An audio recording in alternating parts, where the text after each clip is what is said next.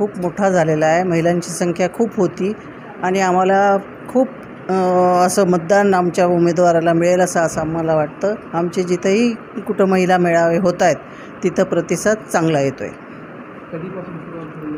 घेणार आहोत, महिलांशी भेटणार आहोत, आमचे विचार त्यांना देणार आहोत आणि त्यांच्या ज्या अडचणी आहेत त्यासुद्धा समजून घेणार आहोत, जेणेकरून आमचा पक्ष त्यांच्या सगळ्या ज्या काही अडचणी असतील ते पूर्ण करतील.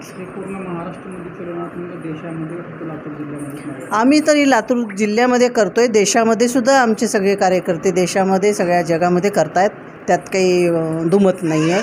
सगळीकडे काँग्रेसचे लोक जिथं जिथं आमची आघाडी इंडिया आघाडी उभा टाकलेली आहे तिथं सगळ्यांना हेच संदेश देणार आहेत सगळेजण आणि असाच प्रचार करणार आहेत. ते बघू आपण आता, ते म्हणत आहेत, आम्ही म्हणत नाहीत. आमचं सरकार येणार हे आम्हाला माहीत आहे. रेणापूरला आमचा मेळावा झाला, आता दुसरा मेळावा हा निलंग्यात झालेला आहे आणि खूप महिलांचा प्रतिसाद चांगला आहे, जेणेकरून की आमचा उमेदवार खूप साऱ्या मतांनी निवडून येईल अशी आम्हाला आशा आहे.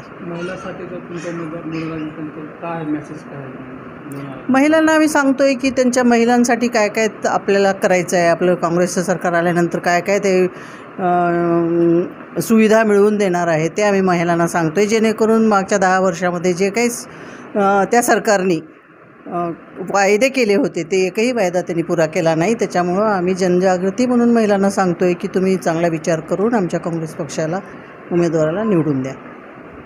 येत्या 7 तारखेला लातूरच्या उमेदवारांचं मतदान आहे, त्यामुळे मी सगळ्यांना आवाहन करू इच्छिते की आपण सगळ्यांनी प्रत्येकाने बूथवर जाऊन आपलं मतदान द्यावं आणि मताचं दान देऊन श्री काळग्यांना खूप मोठ्या मताने निवडून आणावं ही मी कळकळीची विनंती सगळ्याला हात जोडून सांगते.